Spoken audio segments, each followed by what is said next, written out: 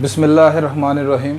अस्सलाम वालेकुम dear students, मैं हूं प्रोफेसर अज़मत अली और आप देख रहे हैं मेरा चैनल मैथ्स फॉर यू। बेटा उम्मीद करता हूं आप सब खैर वाफियत से हैं। जैसा कि आप लोग जानते हैं कि हमने BS mathematics third semester from Punjab University के जो स्टूडेंट्स हैं उनके लिए एक कोर्स कैलकुलस 2 है, ठीक है, जिसका कोर्स कोड जो है वो मैथ 202 है, ये स्टार्ट किया हुआ है। वैसे तो मैंने आपको जैसे कि ऑलरेडी भी बताया कि मेरी जो वीडियोस हैं वो चूँकि स्पेशली वैसे तो मैंने ये अपनी वीडियोस जो हैं उन स्टूडेंट्स के लिए बनाई हैं जो कि बीएस मैथमेटिक्स थर्ड सेमेस्टर हैं के स्टूडेंट हैं पंजाब यूनिवर्सिटी से। लेकिन इसका मतलब ये नहीं कि कोई और जो स्टूडेंट्स हैं डिफरेंट यूनिवर्सिटी से जो पढ़ रहे हैं, ठीक है, वो इससे इस्तेफ़ादा नहीं हासिल कर सकते। बस आपने ये देखना है कि अगर मेरी वीडियोस का कंटेंट अगर आपके कोर्स आउटलाइन से मीट करता है तो आप चाहे किसी भी यूनिवर्सिटी से पढ़ रहे हैं, मेरी ये वीडियो आपके लिए हेल्पफुल हो सकती है। तो यहाँ पर बेटा हम chapter number 9 functions of several variable जो है इसके ऊपर हमारी डिस्कशन चल रही थी। यहाँ पर मैं जिस कैलकुलस को फॉलो कर रहा हूँ वो आपकी कैलकुलस है एस.एम. यूसुफ की। इसमें हमने एक्सरसाइज 9.3 तक अल्हम्दुलिल्लाह कंप्लीट कर लिया था। आज हम एक्सरसाइज 9.4 से पहले एक बहुत ही इंपॉर्टेंट टॉपिक है आपका डायरेक्शनल डेरिवेटिव, इसके ऊपर यहाँ पर हम डिस्कशन करेंगे। तो आज के टॉपिक में मैं आपको ये बताऊंगा कि डायरेक्शनल डेरिवेटिव जो है उसका कॉन्सेप्ट क्या है, डायरेक्शनल डेरिवेटिव आपका ऑर्डिनरी डेरिवेटिव से और पार्शियल डेरिवेटिव से किस तरह मुख्तलिफ होता है, डायरेक्शनल डेरिवेटिव का फार्मूले के मतलब यहाँ पर हम डिस्कशन करेंगे, इसकी मैक्सिमम और इसकी मिनिमम वैल्यू किस तरह कैलकुलेट करते हैं उसके मतलब। तो वीडियो को शुरू से लास्ट तक लाजमी देखा करें। जहाँ पर आप वीडियो को स्किप करते हैं वहाँ पर कोई ना कोई कॉन्सेप्ट वाली चीज़ होती है जो मिस हो जाती है। ये पॉसिबल है कि अगर वीडियो की लेंथ ज़्यादा होने की वजह से तमाम वीडियो आप पूरी वीडियो आप जो है वो एक सीटिंग में नहीं देख सकते, तो वीडियो को पार्शली डिवाइड कर लिया करें, थोड़ा थोड़ा करके देख लिया करें, लेकिन कंप्लीट देखना ज़रूरी होता है।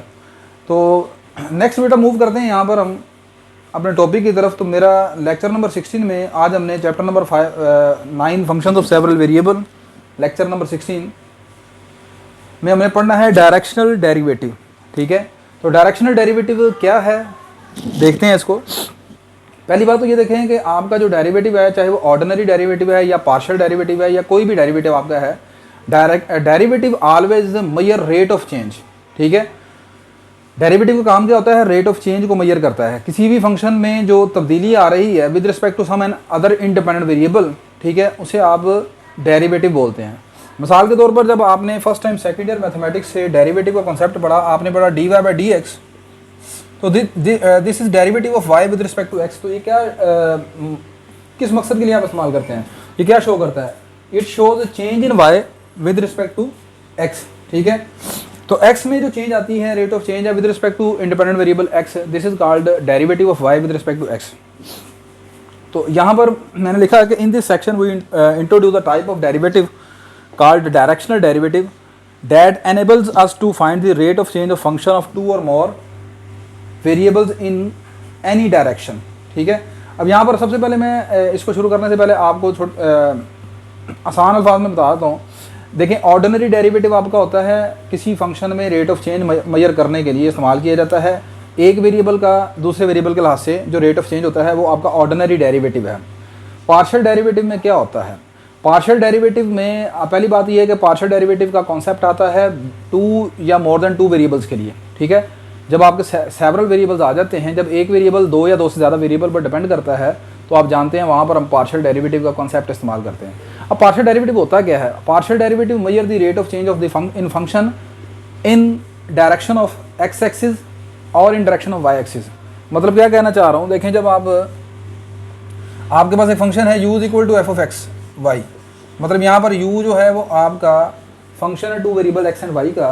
तो जब यहाँ पर बेटा आप f का derivative with respect to x मालूम करते हैं या f का derivative with respect to y मालूम करते हैं, तो एक्चुअली आप मालूम क्या कर रहे हैं, जब आप partial derivative with respect to x मालूम करते हैं तो आप एक्चुअली मालूम कर रहे हैं rate of change in function में जो चेंज आ रही है इन the direction of x axis, ठीक है, x एक्सिस की डायरेक्शन में, या आप ये कह रहे हैं कि इन the direction of unit vector i, ठीक है। x एक्सिस के अलॉन्ग जो वेक्टर होता है, यूनिट वेक्टर होता है, वो कौन सा होता है, ये अगर आपका x एक्सिस है तो इसके अलॉन्ग यूनिट वेक्टर आप जानते हैं आई कैप होता है, ठीक है। तो एक्स एक्सिस की डायरेक्शन में जो फंक्शन में चेंज आएगी, ठीक है, वो आपके पास पार्शियल डेरिवेटिव ऑफ एफ कहलाता है विद रिस्पेक्ट टू एक्स। इसी तरह जब आप partial derivative of f with respect to y मालूम करते हैं तो इसका मतलब ये है कि यहाँ पर चेंज इन फंक्शन मेजर की जा रही है अलोंग दी वाई एक्सिस या in direction of unit vector j cap, ठीक है। तो ये तो हो गया आपके पास partial derivative of f with respect to partial derivative of f with respect to x and y. लेकिन जब बात करते हैं हम डायरेक्शनल डेरिवेटिव की, तो डायरेक्शनल डेरिवेटिव में होता क्या है, पार्शियल डेरिवेटिव में तो सिर्फ दो डायरेक्शन है ना आपकी, एक्स एक्सिस के, वाई एक्सिस की, या तीसरा अगर एक्सिस है तो जेड एक्सिस आ जाएगा, ठीक है। अब अगर आप कहते हैं कि ये हमने direction x axis, y axis, z axis से हटकर आर्बिटेररी कोई स्पेसिफाइड डायरेक्शन है उसके अलोंग आपने रेट ऑफ चेंज मालूम करना है। मिसाल के तौर पर मेरे पास यहाँ पर एक वेक्टर ये पड़ा हुआ है और इस वेक्टर का नाम हम रख लेते हैं v, ठीक है। आपने इस फंक्शन f का, इस फंक्शन u कह लें या फंक्शन f जो है, इसका डेरिवेटिव मालूम करना है इन डायरेक्शन ऑफ वेक्टर v, ठीक है। वेक्टर v की डायरेक्शन मालूम करना है और एट सम पॉइंट p, ये इसके ऊपर एक पॉइंट p पड़ा हुआ है, ठीक है। इस पॉइंट p के ऊपर इन डायरेक्शन ऑफ v मालूम करना है, ठीक है। तो यहाँ पर जो आपकी डायरेक्शन है, ठीक है, v के अलोंग है, ना तो x एक्सिस के अलोंग है ना y एक्सिस के अलोंग है, ठीक है। एक खास डायरेक्शन वेक्टर v की है, ठीक है। इसके अलोंग जब आप यहाँ पर डेरिवेटिव मालूम करेंगे तो बेटा ये जो डेरिवेटिव होगा this is called the directional derivative, बस ये फ़र्क है। पार्शियल डेरिवेटिव स्पेशली डेरिवेटिव होता है along the unit vector i j k। Directional derivative ये भी डेरिवेटिव है लेकिन along the some specified vector, कोई खास वेक्टर है जिसके अलोंग आप डेरिवेटिव मालूम करना चाह रहे हैं, सही है। तो पता ये चला कि जो आपके पार्शियल डेरिवेटिव होते हैं these are the special case of the directional derivative, ठीक है। डायरेक्शनल डेरिवेटिव में तो वेक्टर v कोई भी हो सकता है ना। मिसाल के तौर पर आप कहते हैं जी वेक्टर v हमारा है, वेक्टर v जो है वो आपके पास है 2i + 3j, ठीक है। इस वेक्टर v के अलोंग आपने ये हमारे पास एक फंक्शन दिया हुआ है f(x(y) = x² + y²। इसका डायरेक्शनल डेरिवेटिव मालूम करना है इस वेक्टर v के अलोंग और इस पॉइंट के ऊपर आपने इसका डेरिवेटिव मालूम करना है मिसाल के तौर पर, ठीक है। तो अब यहाँ पर देखें ये वेक्टर v जो है ना तो ये x एक्सिस के अलोंग है ना और ना ही y एक्सिस के अलोंग है, ये कहीं xy प्लेन के अंदर है, ठीक है। तो ऐसी सूरत में जो डेरिवेटिव मालूम होगा वो डायरेक्शनल डेरिवेटिव कहलाएगा, ठीक है। लेकिन जब आप सिर्फ x एक्सिस के अलोंग चलेंगे या y एक्सिस के अलोंग चलेंगे तो वो फिर आपका क्या कहलाएगा, पार्शियल डेरिवेटिव कहलाएगा, सही है। तो पार्शियल डेरिवेटिव जो होता है ना स्पेशल केस होता है डायरेक्शनल डेरिवेटिव का। जब डायरेक्शनल डेरिवेटिव को जब डायरेक्शनल डेरिवेटिव में direction vector along x axis या y एक्सिस आ जाएं तो फिर डायरेक्शनल डेरिवेटिव को हम कहते हैं कि वो पार्शियल डेरिवेटिव में बदल गए हैं, सही है। अच्छा, अब यहाँ पर प्रॉपर्ली थोड़ा सा पढ़ लेते हैं। ये सारी बातें मैंने वही लिखी हैं जो मैंने आपको बता दी हैं। मैंने लिखा जी रिकॉल डैट के z अगर आपके पास फंक्शन है एक्स वाई का, then partial derivative f x और partial derivative f y represent the rate of change. Rate of change को मेजर करते हैं किसके, z के, in the x and y direction, that is the direction of the unit vector i j k, ठीक है, जो मैं आपको बता चुका हूँ। So the directional derivative is the rate of change of a given function with respect to a displacement at some point in the some specified direction. तो directional derivative क्या होता है, किसी वेक्टर का डेरिवेटिव है लेकिन विद रिस्पेक्ट टू किस variable के लिहाज से लेना, विद रिस्पेक्ट टू डिस्प्लेसमेंट। पहली बात यहाँ पर ये भी याद रखनी है आपने, ठीक है। यहाँ पर जो इस वेरिएबल के लिहाज से जो इंडिपेंडेंट वेरिएबल है जिसके लिहाज से आपने डिफरेंशिएशन करनी है वो डिस्प्लेसमेंट वेक्टर आपका है, ठीक है। मतलब अगर मेरे पास ये u फंक्शन है तो इसका डायरेक्शनल डेरिवेटिव अगर मालूम करना है, उसको रिप्रेजेंट करना है तो वैसे लिखूंगा du/ds और s क्या है, डिस्प्लेसमेंट है, ठीक है, डिस्प्लेसमेंट वेक्टर है। तो du/ds this represent directional derivative. यहाँ पर ये नोटेशन इस्तेमाल करेंगे डायरेक्शनल डेरिवेटिव के लिए, ठीक है। आगे चलते हैं। आगे नोट मैंने लिखा जी कि partial derivative are the special cases of directional derivative, ये मैंने बात आपको बता दी। अगली चीज़ ये है कि डायरेक्शनल डेरिवेटिव का हम फार्मूला बनाना चाहते हैं, formula to find directional derivative. तो मैंने क्या लिखा, लेट कर लें कि u हमारे पास एक फंक्शन है 3 वेरिएबल्स एक्स वाई जी के ऊपर डिपेंड कर रहा है, बी ए गिवन सरफेस, ये यानी ये जो इस तरह का फंक्शन होता है वो सरफेस को रिप्रेजेंट करता है, ठीक है। तो ये हमारे पास एक फंक्शन है और delta s be the displacement of point P in some specified direction. और डेल्टा एस क्या है, ये डिस्प्लेसमेंट को शो करता है, ठीक है। किसको शो कर रहा है, डिस्प्लेसमेंट, किसकी डिस्प्लेसमेंट को, पॉइंट पी की, in some specified direction a b c. मतलब क्या है, यहाँ पर देखें, आपने अपने ऑर्डिनरी डेरिवेटिव में ये चीज़ें पढ़ के आए हैं कि आप जब डेरिवेटिव का कॉन्सेप्ट इस्तेमाल करते थे आप कहते थे ये हमारे पास एक पॉइंट P है एक्स वाई, आपने x को इंक्रीज़ कर दिया x प्लस डेल्टा एक्स से, y को इंक्रीज़ कर दिया y प्लस डेल्टा वाई से, ठीक है, और इस नए पॉइंट का नाम आपने Q रख लिया, ठीक है। अब यहाँ पर ये जो आपके पास डेल्टा S निकल रहा है जो कि डिस्प्लेसमेंट वेक्टर है, ये क्या है, ये यही चीज़ है कि आपने क्या किया कि यहाँ पर इन दोनों का डिफरेंस ले लें, यानी PQ का डिफरेंस, ठीक है। तो वो क्या आ जाएगा, डेल्टा S आ जाएगा, और वो आ जाएगा simple delta x comma delta y, ठीक है। ये आपके पास वेक्टर बन जाएगा। अब यहाँ पर चूँकि तीन वेरिएबल्स हैं x y z, तो यहाँ पर डेल्टा s जो डिस्प्लेसमेंट वेक्टर बन जाएगा वो ये आ जाएगा delta x comma delta y comma delta z, सही है। खैर ये तो सिर्फ प्रैक्टिकल चीज़ें बीच में आपने जब डेफिनेशन अगर कभी लिखनी पड़े तो उसके लिए है, मेन अगला कॉन्सेप्ट आगे है। तो मैंने क्या कहा कि हमारे पास एक फंक्शन u है, डेल्टा s एक डिस्प्लेसमेंट वेक्टर है और वो डिस्प्लेसमेंट है पॉइंट P की in some specified direction v, इस वेक्टर v की डायरेक्शन में, then the directional derivative of u at point P। तो फिर ऐसी सूरत में किसी फंक्शन u का जो डायरेक्शनल डेरिवेटिव है एट सम पॉइंट P, उसका जो फार्मूला है, ये हमारे पास फार्मूला है, ये आपने याद रखना है। Directional derivative of u with respect to s बराबर है gradient of u at point P dot vector v over v magnitude, ठीक है। यानी कि ये मैंने लिखा है, अगर आपको क्लियरली नज़र ना आ रहा हो तो du over ds, this is directional derivative. आपने सबसे पहले वेक्टर u का ग्रेडियंट निकालना होगा, ग्रेडियंट निकालने के बाद उसका डॉट प्रोडक्ट ले लेंगे वेक्टर v के साथ, और नीचे वेक्टर v की मैग्नीट्यूड आ जाएगी, ठीक है। तो ये हमारे पास क्या है, डायरेक्शनल डेरिवेटिव का फार्मूला है। आगे मैंने लिख दिया कि here gradient u is called gradient of u, और ये ग्रेडियंट ऑफ u के मतलब आप जानते हैं या पहले अपनी प्रीवियस क्लासेस में पढ़ चुके हैं। ग्रेडियंट u आप जानते हैं इसके बराबर होता है partial u over partial x, partial u over partial y, partial u over partial z, ठीक है। अगली बात यहाँ पर आपने अपने वेक्टर एनालिसिस में ये भी चीज़ पढ़ी है कि दो वेक्टर का जो डॉट प्रोडक्ट है a डॉट b, उसका फार्मूला होता है a वेक्टर की मैग्नीट्यूड b वेक्टर की मैग्नीट्यूड और उन दोनों के दरमियान बनने वाला एंगल कोस थीटा। अगर यहाँ पर हम डायरेक्शनल डेरिवेटिव के फार्मूले में ये जो डॉट प्रोडक्ट है, डॉट प्रोडक्ट की डेफिनेशन को इस्तेमाल करें तो आपका डायरेक्शनल डेरिवेटिव का जो फार्मूला है कुछ ऐसे बन जाता है। डायरेक्शनल डेरिवेटिव का फार्मूला ये था gradient of u dot v, gradient of u dot v divide by v vector magnitude. तो यहाँ पर जो ग्रेडियंट u ये वाला वेक्टर और ये जो वेक्टर v है, इन दोनों के ऊपर डॉट प्रोडक्ट की डेफिनेशन लगा दें तो डॉट प्रोडक्ट की डेफिनेशन क्या कहती है, पहले वेक्टर की मैग्नीट्यूड, ये पहले वेक्टर की मैग्नीट्यूड आ गई, फिर ये दूसरे वेक्टर का मैग्नीट्यूड आ गया, ठीक है, और फिर दोनों के दरमियान बनने वाला एंगल थीटा आ गया, और नीचे डिवाइडेड बाय वेक्टर v, तो फार्मूले में था उसकी मैग्नीट्यूड, ये लिख दी।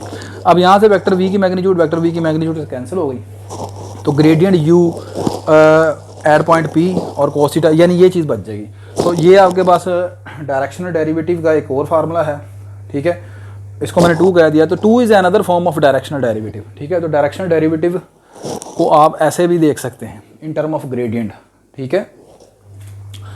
अब अगली बात ये है यहाँ पर कि डायरेक्शनल डेरिवेटिव को अगर आप डेरिवेटिव की शक्ल में देखना चाहते हैं, ठीक है, तो डायरेक्शनल डेरिवेटिव का formula in term of derivative कैसे होगा, ये मैंने फार्मूला लिखा है। लेकिन इससे पहले मैं आपका जो सेकेंड ईयर का कॉन्सेप्ट है डेरिवेटिव का वो मैं दोबारा रिवाइज आपको करवा देता हूँ। आपको याद होगा कि आप dy बाई dx की डेफिनेशन कुछ ऐसे करते थे, डेरिवेटिव ऑफ y की limit delta x approaches to 0, आगे लिखते थे आप ऐसे delta y over delta x, और इसको आप ऐसे लिख लेते थे limit delta x approaches to 0 f of x plus delta x minus f of x over delta x। ये आपको याद होगा। यहाँ पर डेल्टा x मैंने स्मॉलर डेल्टा लिखा है, डेल्टा भी आप जानते हैं 2 किस्म के होते हैं, एक कैपिटल डेल्टा ये ट्राइंगल की शेप का होता है, ये डेल्टा s की शक्ल का होता है। सिंबल तो खैर कोई भी इस्तेमाल कर सकते हैं, यहाँ पर ये इसलिए लिखा है कि आपको याद आ जाए कि आप इंटर में ऐसे पढ़ के आए थे। तो dy बाई dx को आप ऐसे लिखते थे limit delta y over delta x, और आगे से y चूँकि f ऑफ x के बराबर था तो ये आपके पास ऐसे डेफिनेशन आ जाती थी किसकी, डेरिवेटिव की। तो यही डेफिनेशन हम यहाँ पर इस्तेमाल कर रहे हैं, du ओवर dx आ जाएगा आपके पास डायरेक्शनल डेरिवेटिव से, इसे लिख लिया limit delta u over delta s। आगे से फिर यहाँ पर ये देखें मैंने क्या लिखा है, f ऑफ, यहाँ पर चूँकि ये आपके पास सिंगल वेरिएबल फंक्शन होता था y equal to f of x, तो यहाँ पर जो 3 वेरिएबल हैं, ठीक है, तो तीनों वेरिएबल में आपने क्या करना है, ये टर्म ऐड कर देनी है x प्लस ah, ठीक है। दूसरी y plus b h z plus c h minus f of x by g, ठीक है। यहाँ पर डेल्टा एक्स नहीं इस्तेमाल किया, यहाँ पर मैंने क्या इस्तेमाल किया है, एच इस्तेमाल किया। अब यहाँ से ए बी सी ये कहाँ से आ गए हैं, आप जिस वेक्टर के अलोंग जिस वेक्टर की डायरेक्शन में आप डायरेक्शनल डेरिवेटिव मालूम कर रहे थे, वो क्या था आपका वेक्टर वी, ये रखा हुआ था वेक्टर वी था ए बी सी, यानी वेक्टर वी के ये कंपोनेंट थे ए बी सी, ठीक है। तो यहाँ पर ये जो ए बी सी इस्तेमाल हुए हैं वो ये वाले हैं, ठीक है। तो ये आपके पास डायरेक्शनल डेरिवेटिव का फार्मूला है इन टर्म ऑफ डेरिवेटिव, सही है। Is called directional derivative of u at point b in the specified direction v vector v a b c, ठीक होगी बात ये। अब अगली चीज़ यहाँ पर यह है कि किसी डायरेक्शनल डेरिवेटिव की मैक्सिमम वैल्यू मिनिमम वैल्यू क्या होती है, और डायरेक्शनल डेरिवेटिव की, चूँकि इसका नाम ही डायरेक्शनल डेरिवेटिव है, तो डायरेक्शनल डेरिवेटिव किस डायरेक्शन में मैक्सिमम होता है, किस डायरेक्शन में मिनिमम होता है, और किस डायरेक्शन में जीरो होता है, ठीक है। ये तीन चीज़ें हमने मालूम करनी है। क्या बताना है, डायरेक्शनल डेरिवेटिव किस डायरेक्शन में मैक्सिमम होगा, किस डायरेक्शन में मिनिमम होगा, और किस डायरेक्शन में ये इसका डायरेक्शनल डेरिवेटिव जो होगा वो जीरो होगा, ये देखना होगा आपने। नेक्स्ट बेटा, डायरेक्शनल डेरिवेटिव की मैक्सिमम मिनिमम वैल्यू मालूम करने के लिए, और इसकी जो डायरेक्शन है कि किस डायरेक्शन में ये मैक्सिमम होता है, किस डायरेक्शन में मिनिमम है, या किस डायरेक्शन में ये ज़ीरो है, वो देखते हैं। जैसे कि हमने डायरेक्शनल डेरिवेटिव का फार्मूला भी देखा, D u over d S बराबर है gradient of U dot cos theta. अब यहाँ पर डायरेक्शनल डेरिवेटिव की जो मैक्सिमम वैल्यू है वो डिपेंड करती है कॉज के ऊपर, ठीक है। क्योंकि ये तो ग्रेडियंट यू की मैग्नीट्यूड है ना, तो ये तो आपके पास वैसे ही कांस्टेंट हो जाएगी, तो इसकी वैल्यू मैक्सिमम होगी जब कॉस थीटा मैक्सिमम होगा। तो D u over D x, D u over d S is maximum when cos theta is maximum, और cos थीटा की जो मैक्सिमम वैल्यू है वो कितनी है, आप जानते हैं cos थीटा मैक्सिमम होता है 1 के बराबर। तो दिस इंप्लाइज cos थीटा अगर 1 के बराबर है तो यहाँ से थीटा कितना निकल आएगा, cos इनवर्स 0, cos इनवर्स 1, और cos 1 किस एंगल पर होता है, 0 पर होता है, ठीक है। तो इसका इस सूरत में आपके पास जब cos थीटा 1 हो जाएगा, तो इस सूरत में आपका जो डायरेक्शन डेरिवेटिव हो जाएगा वो आपके पास ये आ जाएगा gradient of u at point P.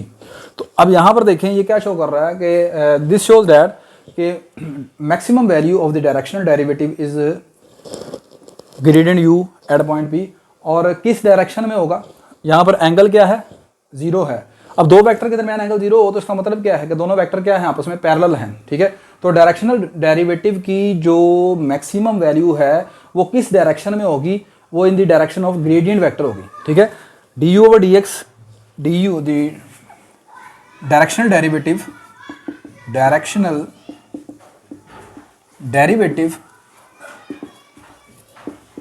is maximum in the direction of gradient, यानी कि इसकी डायरेक्शनल डेरिवेटिव किस डायरेक्शन में मैक्सिमम होगा, जिस डायरेक्शन जो डायरेक्शन ग्रेडियंट यू की है, ठीक है। और उसकी जो मैक्सिमम वैल्यू होगी वो क्या होगी, वो आपके पास है ग्रेडियंट यू की मैग्नीट्यूड, ठीक है। अगली चीज़, अगर आप इसकी मिनिमम वैल्यू मालूम करना चाहते हैं तो फिर वही डायरेक्शनल डेरिवेटिव को जो मिनिमम वैल्यू होगी वो डिपेंड करती है कोज के ऊपर। कोज मिनिमम होगा तो डायरेक्शनल डेरिवेटिव मिनिमम होगा, ठीक है। तो मिनिमम वैल्यू अगर आपने निकालनी है तो कोज आप जानते हैं मिनिमम कितना होता है, कोज थीटा मिनिमम होता है -1 के बराबर, यहाँ से थीटा आ जाएगा कोज इनवर्स -1, और आप जानते हैं कोज -1 किस ऊपर होता है, पाई के ऊपर होता है, ठीक है। तो अब इसका मतलब ये है कि अगर थीटा कोज इनवर्स -1 रख लिया जाए, यहाँ पर कोज थीटा -1 है, तो आपका directional derivative d u over d s जो है वो ऐसी सूरत में आ जाएगा minus time gradient u at point b magnitude. अब ये क्या है, ये माइनस टाइम ये चीज़ आ गई है, ठीक है। अब ये क्या शो कर रहा है कि directional derivative is minimum in the direction opposite to the gradient of u, ठीक है। मिसाल के तौर पर अगर ग्रेडियंट वेक्टर की डायरेक्शन ये है,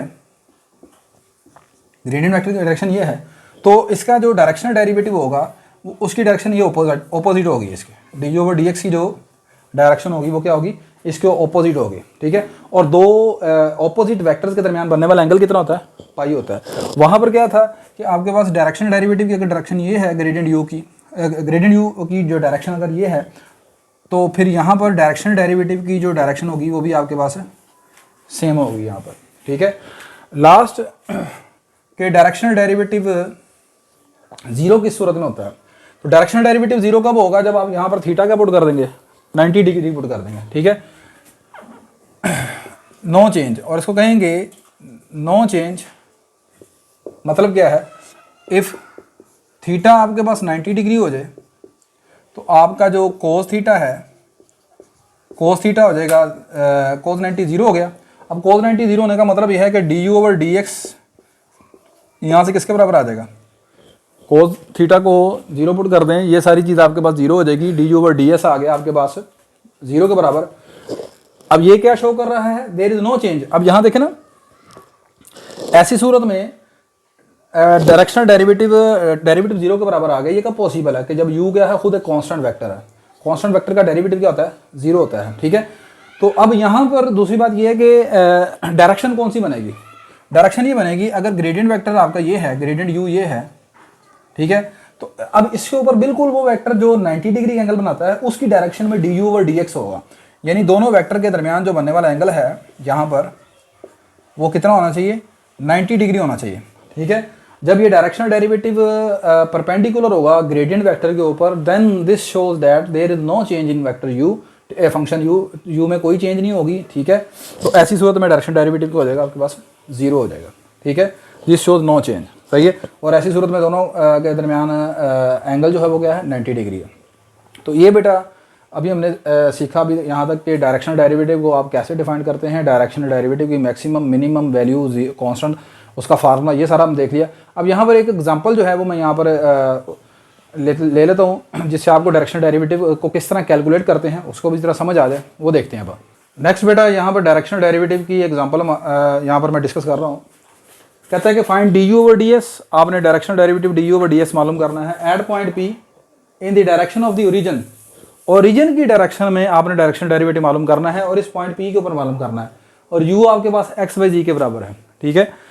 अब ओरिजिन की डायरेक्शन में मालूम करना है, मतलब ये आपका अगर ओरिजिन ओ है और ये एक पॉइंट पी पड़ा हुआ आपके पास, तो यहाँ पर जो वेक्टर वी आपके पास बनेगा, ठीक है, वो वेक्टर वी ये होगा पी से ओ की तरफ, ठीक है। आपका जो वेक्टर वी निकलेगा वो होगा पी ओ, क्लियर होगी बात करें। तो सबसे पहले डायरेक्शनल डेरिवेटिव का ओरिजिनल फार्मूला आपने ये देखा, ग्रेडियंट ऑफ यू निकालना है। तो सबसे पहले यहाँ पर हम ग्रेडियंट ऑफ यू निकाल लेते हैं।